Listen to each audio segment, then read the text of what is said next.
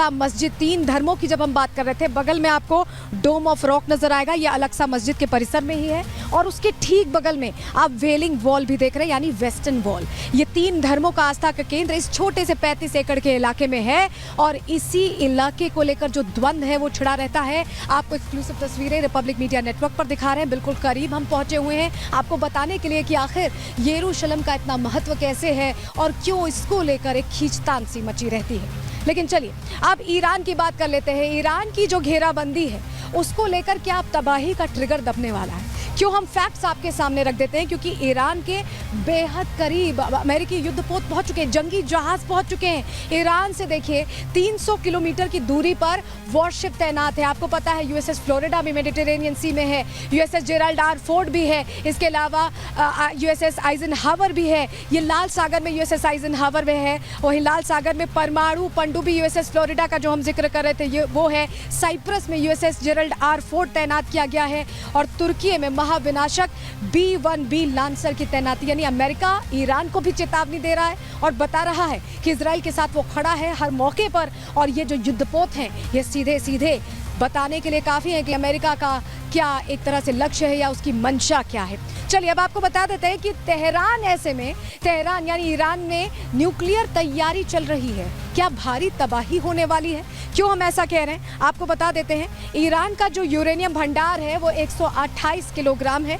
Iran के पास 3 गुना ज़्यादा uranium मौजूद है और इस यूरेनियम से कम हम आपको अंदाज़ा बता रहे हैं 3 परमाणु बम बन सकते हैं। ईरान के पास 60% शुद्ध यूरेनियम मौजूद है और परमाणु प्रोग्राम की सही जानकारी ईरान साझा नहीं कर रहा है, यानी कि अंदर खाने कुछ चल रहा है और बहुत बड़ा चल रहा है। लेकिन गाजा में जिस तरह से ऑपरेशन चल रहा है, हानिए जो सबसे प्रमुख माना जाता है हमास का, उसको लेकर कुछ तस्वीरें आपके लिए देखना बहुत ज़रूरी है। तस्वीर आपको दिखा रहे हैं परमाणु कार्यक्रम जहां ईरान में चल रहा है, अमेरिका घेराबंदी कर रहा है। इस बीच इजराइल में जो डिफेंस फोर्सेज हैं वो गाजा पट्टी पर ऑपरेशन चला रही हैं और आतंक का जो बड़ा अड्डा था, जो हमास का चीफ है हानिए, उसके घर को निशाना बनाया गया है, एयर स्ट्राइक की गई है, उसके घर को नेस्तनाबूद कर दिया गया। और जानकारी ये मिली कि इसी घर से देखिए मुलाकातें होती थी, यहीं पर सब कुछ तय होता था, हथियारों का डिपो था, फाइटर जेट से टारगेट किया गया है। F सीरीज विमानों का इस्तेमाल लगातार यहाँ पर आईडीएफ की तरफ से सामने आ रहा है।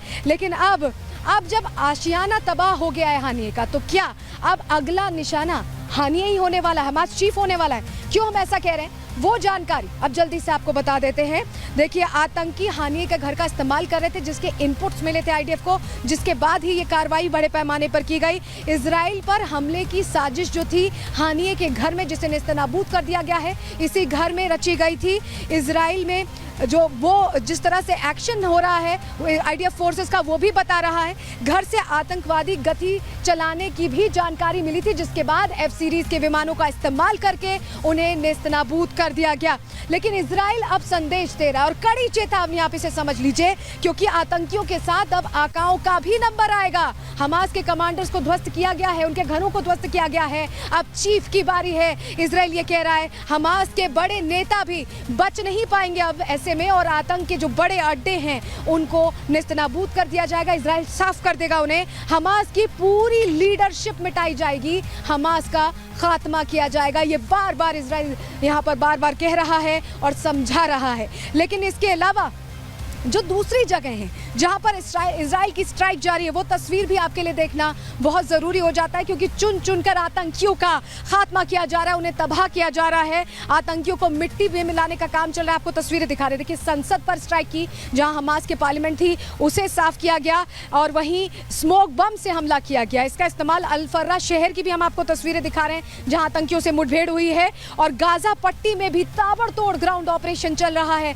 जो अपने आप में बड़ी तस्वीर बताता है कि इजरायली डिफेंस फोर्स लगातार यहां पर एक्ट करती नजर आ रही है। लेकिन अब चलिए बात कर लेते हैं अल शिफा अस्पताल की। जी हां, वही अस्पताल जहां कहा गया कि हेडक्वार्टर्स था, कमांड सेंटर था, और जब आईडीएफ की फोर्सेस ने वहां पर एक्शन अपना तेज किया, ऑपरेशन चलाया, ऑपरेशन ऑक्टोपस चलाया, तो वहां पर हथियारों का एक बड़ा डिपो मिला है। हथियारों का जखीरा मिलते ही ये समझ में आ रहा है कि हमास के जो दावे थे कि वो सिर्फ एक अस्पताल है, वो झूठा था और सच्चाई सामने आई है कि हथियार वहीं से लड़ाकों को दिए जाते थे। रिपोर्ट आपको दिखा देते हैं।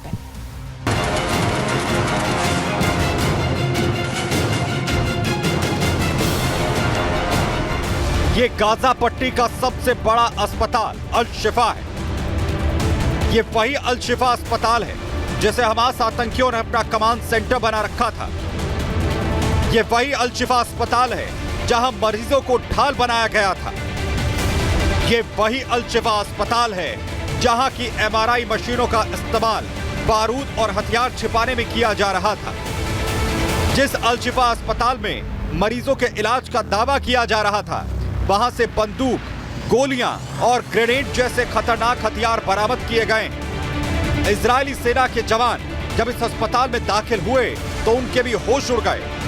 यहां एंट्री गेट पर ही CCTV कैमरों को मोड़ दिया गया था, जिससे आतंकियों के आने जाने का एक भी सबूत रिकॉर्ड ना हो सके। Security cameras have been obstructed. All of the security cameras are covered, and this isn't the only one. You'll see the rest of them here. जिस अस्पताल में हमास मरीजों के इलाज की बात कह रहा था, आतंकी संगठन के नेता मानवता की दुहाई देते हुए इजरायल डिफेंस फोर्स की आलोचना कर रहे थे। वहां से सेना ने बड़ी मात्रा में हथियारों का जखीरा जब्त किया है। हमास ने यह हथियार MRI रूम में मशीनों के पीछे छिपा कर रखे थे। In military terms, this is a grab bag, grab and go of a Hamas combatant.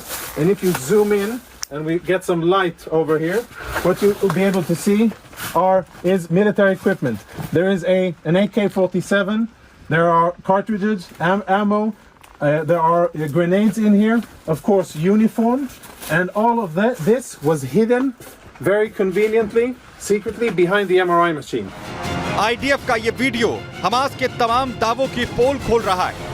Gaza के सबसे बड़े अस्पताल को हमास ने अपना कमांड सेंटर बना रखा था, किसी को शक ना हो, इसीलिए यहाँ के सिक्योरिटी कैमरे को भी आतंकियों ने टेप लगाकर बंद कर दिया था।